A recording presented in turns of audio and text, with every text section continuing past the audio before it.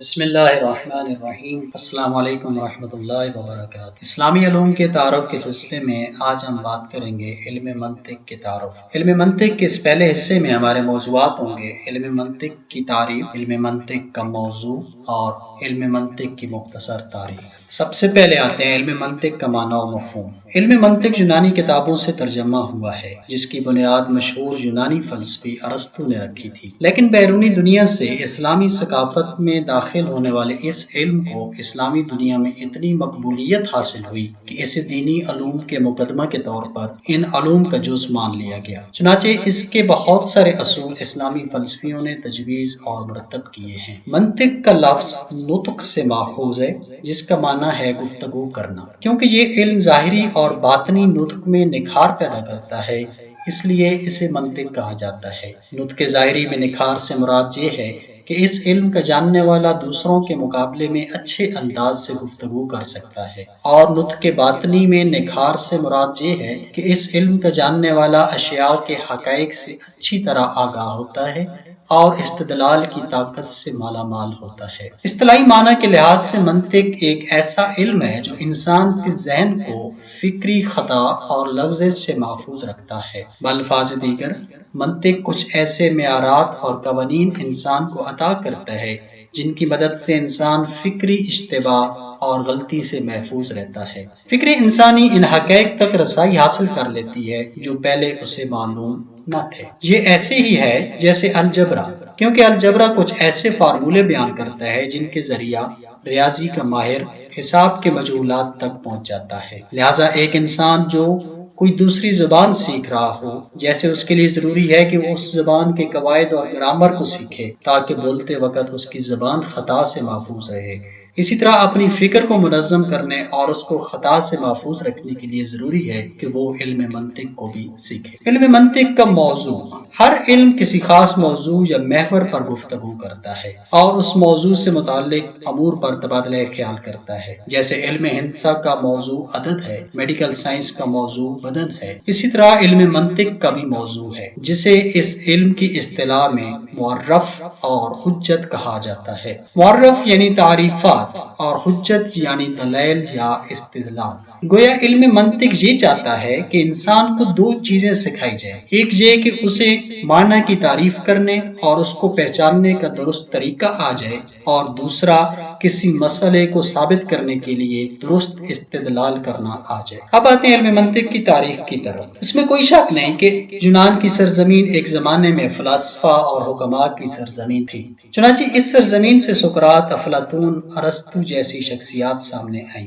اگرچہ سقراط و افلاطون اور اس سے پہلے بھی بڑے بڑے دانشوروں نے یقینی طور پر منطق اور فلسفہ پر کام کیا، اپنے علمی و فکری کاموں کو کسی خاص طریقہ کے بغیر اپنے طلباء کے سامنے پیش کیا، لیکن ارسطو وہ شخص ہے جس نے علم منطق کی باقاعدہ بنیاد رکھی۔ اسلامی تہذیب و تمدن میں علم منطق کب اور کیسے وارد ہوا، اس حوالے سے مورخین کے درمیان کافی اختلافات پائے جاتے ہیں، لیکن مشہور ہے کہ جب مسلمانوں نے اسکندریہ کو فتح کیا تو یونان کے علمی و فلسفی مراکز تک رسائی حاصل کی، کیونکہ اس زمانے میں اسکندریہ فلسفہ کا مرکز تھا۔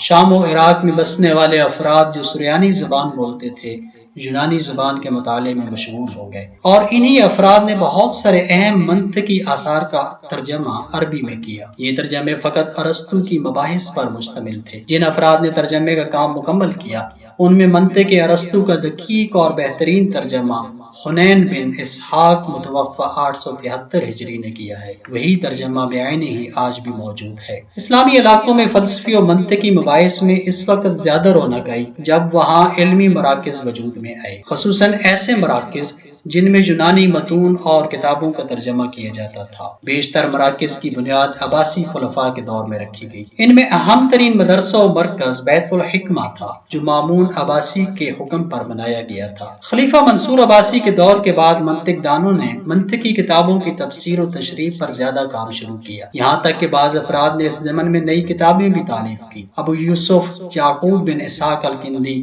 اپنی علمی قابلیت کی وجہ سے مامون اور معتصم کے پاس ایک خاص مقام رکھتے تھے۔ انہوں نے بیشتر ارسطو کی کتابوں کی شرح لکھی۔ ابو العباس سرخسی اور محمد بن زکریا رازی کے دور میں بھی یونان سے آئے ہوئے علوم میں کوئی تبدیلی نہیں آئی، کیونکہ اس زمانے میں علم منطق اپنی طفولیت سے گزر رہا تھا۔ اس دور کے بعد فلسفہ اور علم منطق جدید دور میں داخل ہوا، جسے فلسفے کا سنہری دور کہا جاتا ہے۔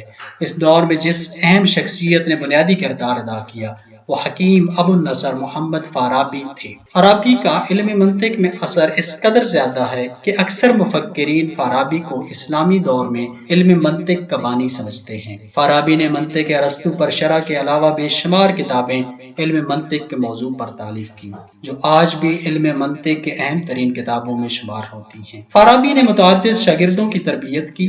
اس دور کے دوسرے منطق دانوں میں ابو سلیمان سجستانی، عیسی بن زرع، ابن مسکوہ، ابو عبداللہ ناتلی وغیرہ کا نام لیا جا سکتا ہے۔ یہ سلسلہ اسی طرح جاری رہا یہاں تک کہ ابو عبداللہ ناتلی کے برجستہ ترین شاگرد علم و حکمت کے میدان میں وارد ہوئے، اور یہ فیلسوف و حکیم حسین بن عبداللہ شیخ الرئیس بو علی سینا تھے، جو شہر بخارا کے ایک دیہات میں 370 ہجری میں پیدا ہوئے۔ 10 سال کی عمر میں ادب کے علوم میں مہارت حاصل کی۔ انہوں نے حکمت، منطق اور ریاضی کو ابو عبداللہ ناتلی کے پاس سیکھا، اور بعد میں وہ خود ان علوم کے برجستہ ترین اساتذہ میں شامل ہوئے۔ ابن سینا عقلی علوم کے علاوہ طبی علوم کے بھی بڑے اساتذہ جیسے ابو ریحان البیرونی اور ابو سہل مسیحی کے شاگرد رہے، اور اپنے دور میں معروف طبیب کے عنوان سے مشہور ہوئے۔ ابو علی سینا کی بے شمار قدر تالیفات ہیں۔ ان میں سے علم فلسفہ و منطق میں الشفا اور علم طب میں القانون قابل ذکر ہیں۔ ابن سینا کے بعد بے شمار منطق دان میں وارد ہوئے،